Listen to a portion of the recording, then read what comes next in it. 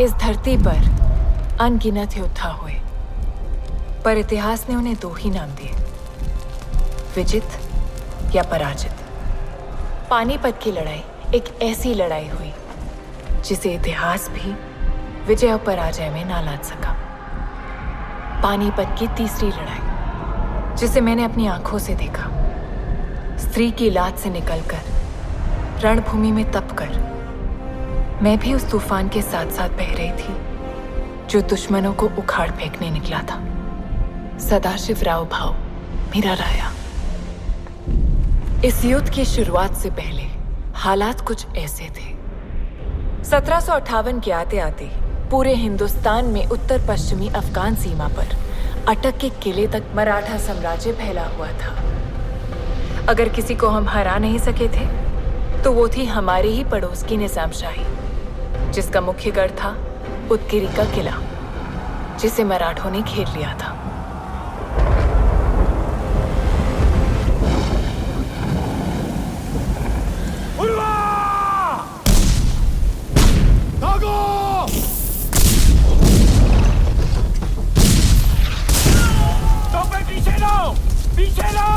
पीछे लो तोपे!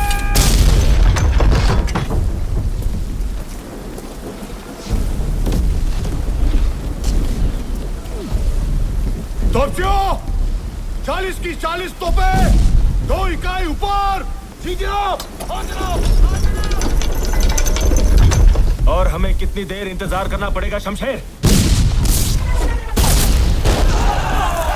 सदाशिव ने कहा है जब तक किले पर मशाल ना दिखाई दे तब तक तोपें चलती रहनी चाहिए। मैंने सदाशिव से कहा था उदगिरी के इस किले पर हम छापामार युद्ध नहीं कर सकते, लेकिन नहीं, उसे अपनी मनमानी करनी ही थी।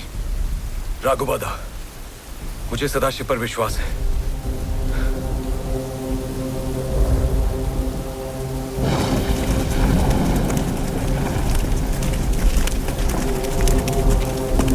ज्योतिबाच्या नावानं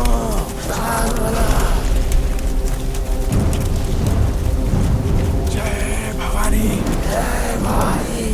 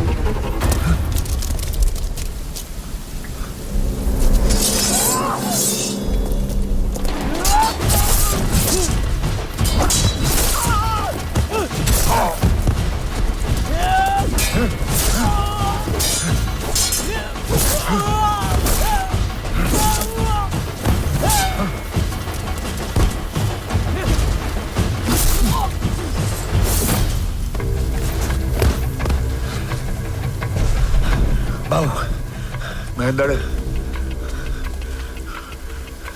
तुम पीछे से मुख्य द्वार के आंगन में पहुंचो। मैं यहां से जाता हूं। घोड़सवार सेना को इशारा कर दो, हमें जल्द से जल्द मुख्य द्वार खोलना है। जा, वेळ कमी है। चला।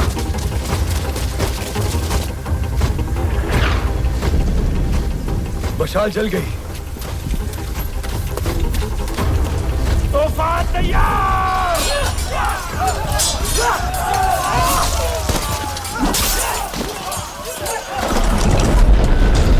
शमशेर, चला।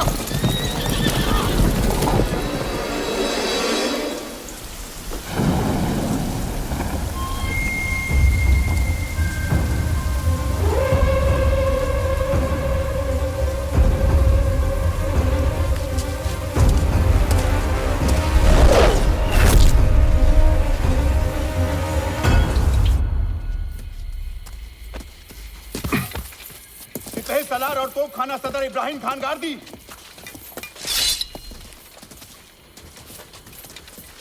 इब्राहिम खान तुम्हें कैद में डाले या कब्र में?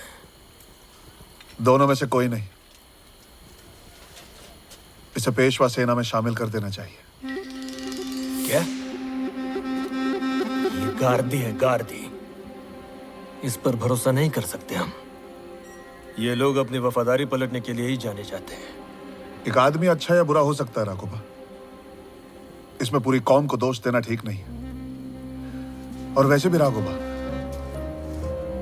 कोई ऐसी कौम बताओ जिसमें गद्दार नहीं होए।